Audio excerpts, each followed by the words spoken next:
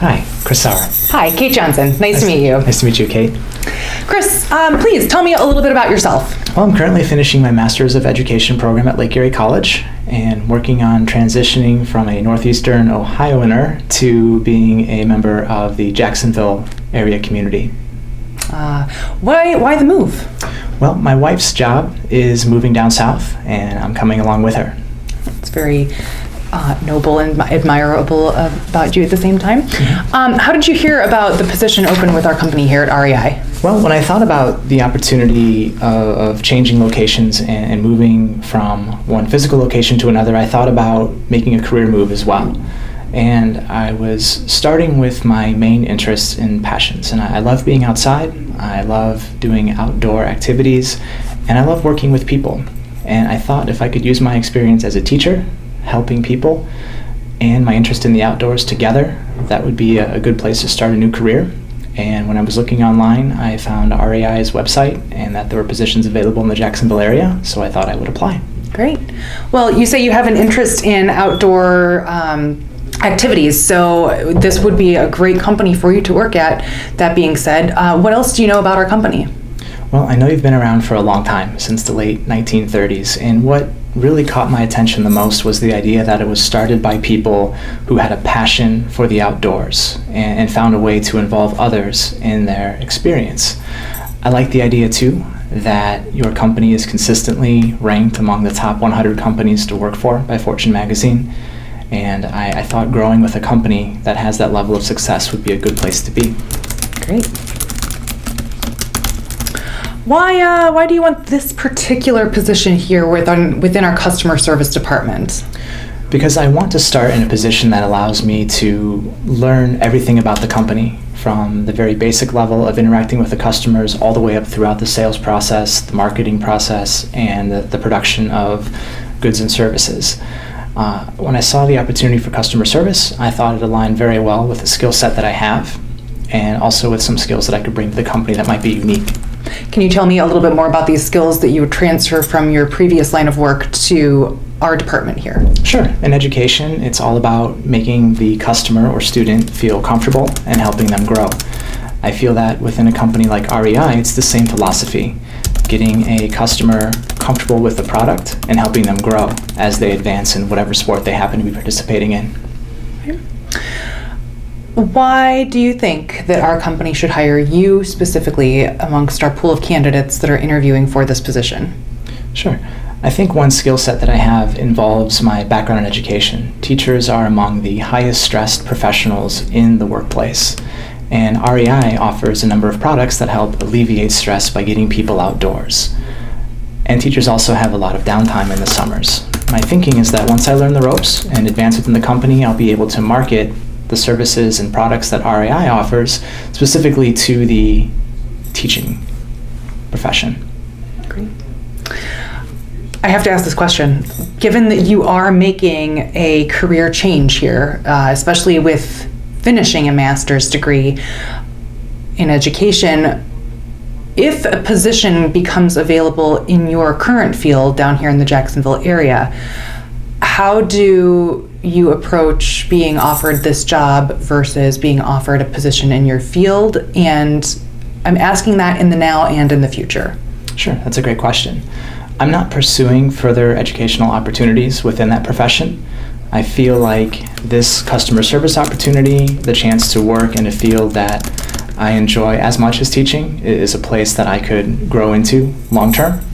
Great. So what I get out of teaching is working with people and helping people become a little bit better than they were when I first met them. And that skill translates very well into REI's mission. And so I don't anticipate leaving a successful career for something I've already done. I feel like this is a natural confluence of my two interests. Great. Chris, what would you identify as your greatest professional strengths? Well, I think patience is probably my greatest strength. That translates across the careers. Being able to listen to a student or customer's difficulty and help them overcome that difficulty with patience and compassion is my greatest strength. Would you consider any weaknesses that you have to be detrimental to the job?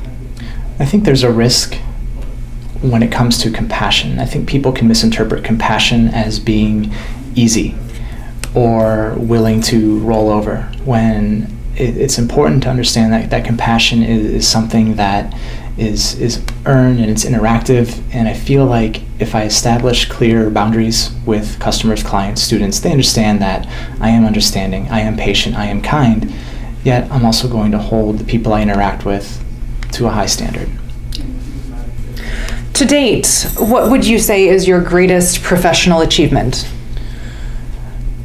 Personally, becoming a teacher, earning a master's degree, those have all been wonderful experiences for me. But the greatest achievement would have to be working with young people and helping them get a little bit better at communicating with the world around them. Chris, can you tell me about a challenge or a conflict that you've faced in the workplace and how you would deal with it? Sure. Within the education profession, there are challenges every day. You're dealing with hundreds of different personalities and interests and levels of enthusiasm. So being able to engage students with content in an enriching way is part of overcoming a conflict or difficulty. I think building professional relationships is another way to deal with conflicts, understanding where people come from. Prior to teaching, I was involved with a photography company, photographing events like weddings and bar mitzvahs and very, very important events in people's lives. And a lot of times conflicts would arise. So again, just like in teaching, overcoming those conflicts with patience and listening to the client or customer's needs is very important.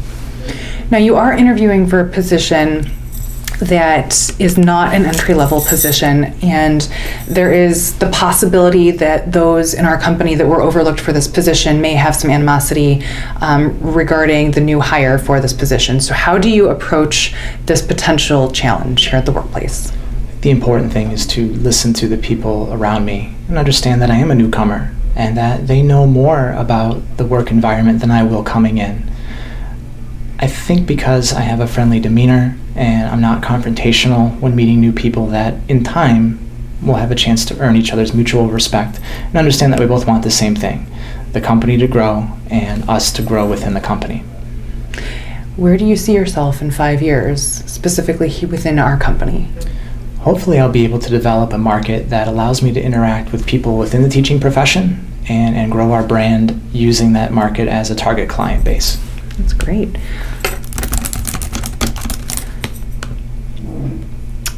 Are you interviewing currently with any other companies? And if so, what interests you about those particular companies as well?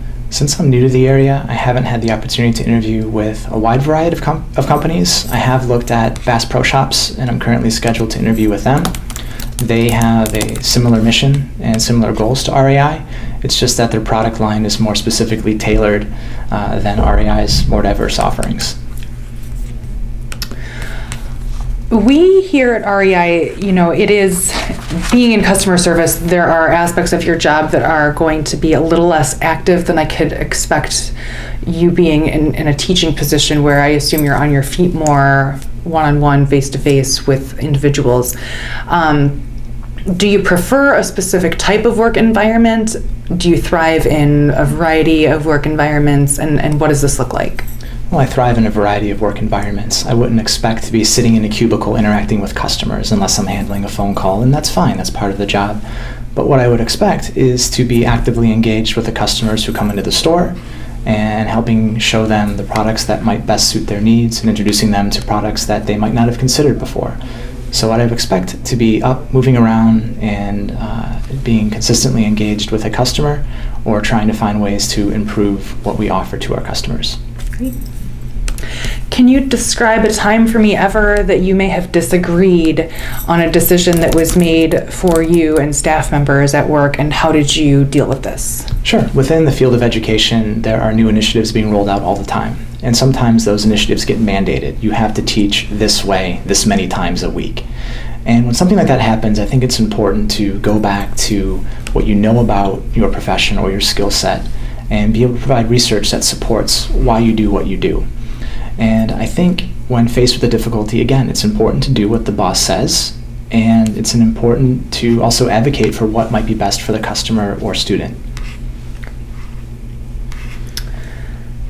All right, we're going to move on to some cognitive behavioral questions, and basically these questions are designed, they're not necessarily about your past, your experience, they're sort of out of the box questions, and so just do your best at answering them as we go through this. So if you were an animal, what would you be and why?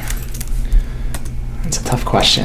I think, considering the traits of my dog, if I had to be an animal, I would certainly want to be a domesticated dog. They just have that ability to love unconditionally. They're intensely loyal, and they just provide so many benefits to people. And that's something I like to do in my life as a human too. Great. The next question, how many tennis balls can you fit into a limousine? Tennis balls in a limousine. Well, I guess to effectively answer that question, I would need some help. I would need to know what type of limousine, because if we're talking about a stretch SUV, that's a much larger volume than a smaller limousine. Are we talking 2-door, 4-door? I also don't know what's in the limousine already. Are there people in there, or is it empty?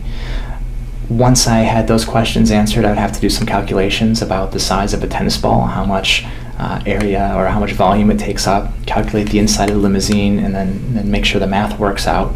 I could get that answer to you, I just can't do it off the top of my head. Great. Let me ask this final question. Do you have any questions for us? Well, I mentioned a couple times about being interested in helping grow a market for REI. I'm just curious, as a new employee or someone starting out on the lower level, how open is upper management to hearing the ideas of an employee? We do try to have monthly meetings where we meet with a variety of employees at random. So these aren't things that are necessarily scheduled regularly. They're very semi-annual. They're very informal. We do like to hear our employees' opinions about our products especially, and about marketing. One thing that we don't necessarily do is the lower level positions that are dealing maybe with collections or the intake and distribution of customer service calls. We don't necessarily talk to that group of employees very often, but I'd be very interested to hear your opinions on that, should you be hired for the position, and maybe ways that we could do better as well by reaching a larger group of our employees to benefit our company. Okay, and then last question from me. What, from your perspective, is the best part about working for REI? I think the work atmosphere with our company is very welcoming, and even in my position and somewhat upper management, those that I work for that are above me, we're very good to our employees. And I think because of the treatment of our employees, we retain employment. It's very easy for us to get things done because people want to do their jobs. I have worked myself in positions where I've worked underneath people who were more tyrannical in nature, and it's very difficult to want to do more and go above and beyond what you need to do in those situations.